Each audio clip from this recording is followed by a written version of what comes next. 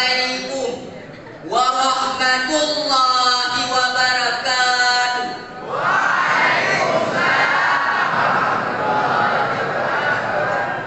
Alhamdulillahilladzi azizil ghafur alladzi ja'ala fil islami hanifi hudawan nur wa ja'ala fadahu wadan syadida wa ja'ala Indonesia mustaqillah wa Pancasila silsilah wa bi Aceh Seramo Mekah wa bi Sabang ila Merauke wilayah. Wassalatu wassalamu ala nabiyil mustafal muhtar wa ala alihi wa ashabihi akhyar. Ashhadu an la ilaha illallah wa ashhadu anna Muhammadan abduhu wa rasuluhu la nabiyya ba'da.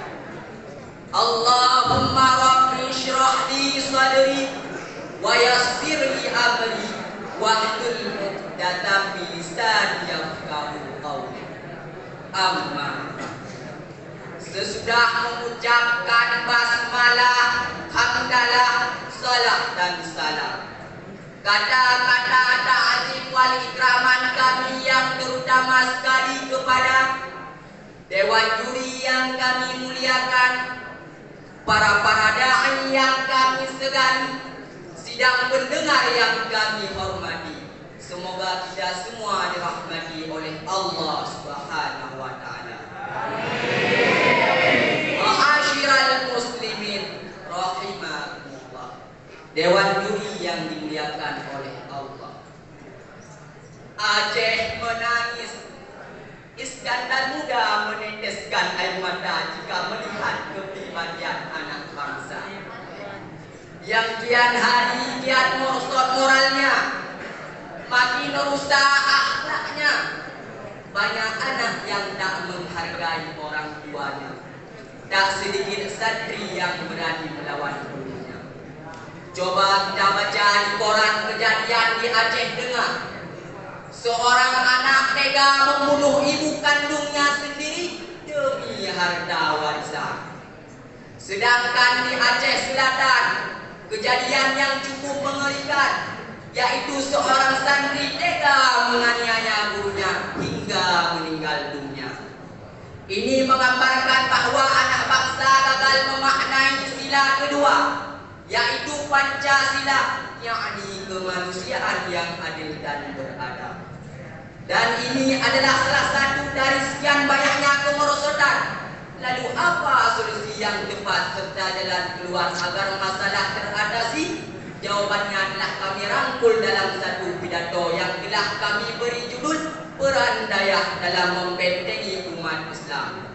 Ma'asyiral muslimin rahimakumullah.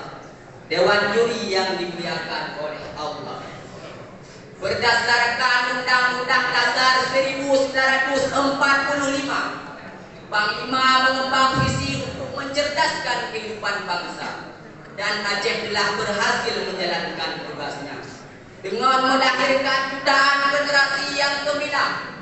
Tapi banyak sayang di antara mereka yang begitu mudah diwetengasi oleh budaya luar, hingga akhlakul karimah yang semestinya diwarisi kian memudar. Padahal itu adalah misi utama Rasulullah, sebagaimana dalam hadisnya yang diriwayatkan oleh Imam Az-Zarqani, innama bu'istu liutammima makarimal akhlak. Hanya saja aku diutus untuk menyempurnakan akhlak. Ikhwan fillah, kita tidak memikir bahwa Aceh adalah negeri yang hebat, yang setiap tahunnya berhasil melahirkan ratusan bahkan ribuan ahli pakar di berbagai bidang. Tetapi mirisnya kita sebagai kaum terpelajar yang diakui hebat ilmunya, luas wawasannya, namun kadang rendah nilai moralnya, berantakan akhlaknya, diberikan jabatan tapi tak mengurus jabatan, dipundakkan kekuasaan malah menyalahgunakan kekuasaan. Alhamdulillah. Bila demikian sikap dari kaum terpelajar, lalu bagaimana kalangan awam yang tak terjemah pendidikan? masyarakat kita terjebak dalam perilaku hedonisme, jauh dari agama, etika dan moral yang telah menjadi jati diri bangsa Aceh. Prostitusi merajalela, judi makin bervariasi, praktek riba sana sini, dan narkoba penghancur potensi bangsa pun sudah tersebar sampai ke sana ke sini.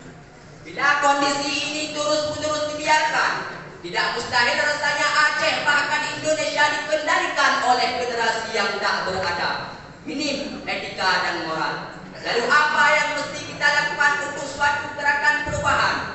Tidak lain adalah membentengi umat dari berbagai pengaruh negatif yang bertentangan dengan syariat, serta melakukan regenerasi secara berkelanjutan. Inilah yang dilakukan oleh lembaga pendidikan Dayak dari masa ke masa, yakni mencetak generasi Islam yang nantinya menjadi pemegang estafet perjuangan Rasulullah.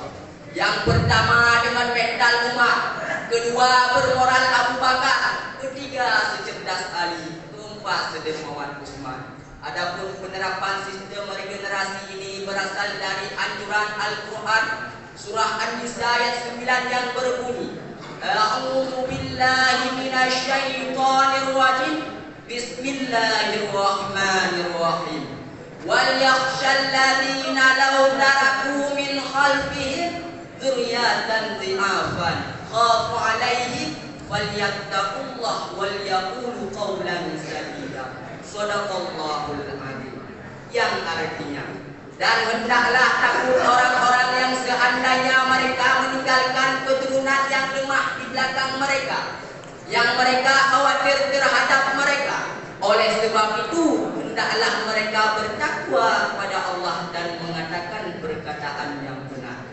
Inilah landasan kenapa Dayak selalu bersedia untuk terus-menerus mencetak generasi yang berilmu, beriman, beramal, dan bermoral. Ma'asyiral muslimin rahimakumullah, dewan juri yang dimuliakan oleh Allah, dalam hal membentengi umat dari berbagai pengaruh negatif serta mengatasi degradasi moral dan minimnya etika, maka Dayak pun berusaha berada di front depan dengan mengajarkan berbagai disiplin ilmu agama, mulai dari akidah sebagai konsep berhubungan dengan Allah sampai akhlak dalam berinteraksi sesama manusia, serta tidak mengabaikan ilmu duniawi sebagai modal hidup bermartabat, sehingga hasanah fid dunya, yakni bahagia di dunia, akhirat kelak masuk syurga.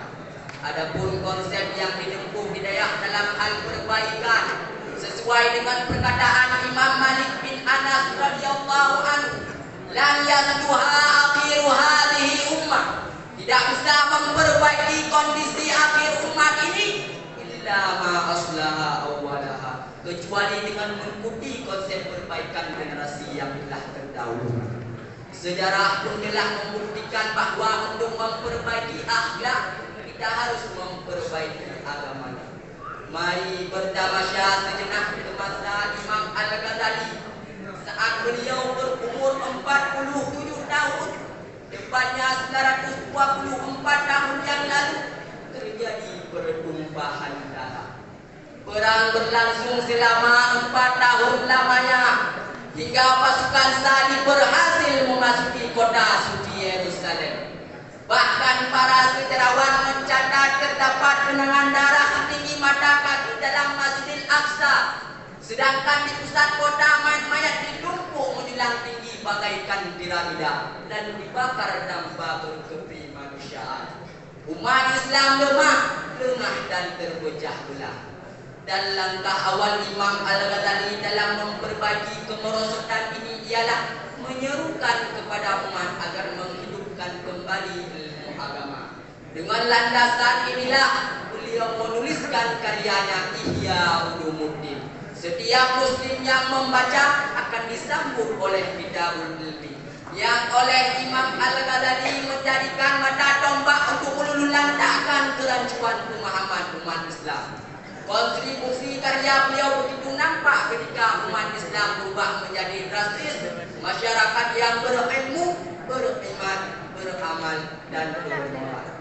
Ma'asyiral muslimin rahimakumullah, dewan juri disediakan oleh Allah. Dari sekian banyak uraian kata yang telah kami paparkan, yang dapat dijadikan kesimpulannya ialah kemerosotan moral merupakan persoalan umat hari ini. Dan Dayah adalah salah satu lembaga yang telah terbukti mampu membentengi umat dari kerusakan akhlak serta perilaku negatif lainnya.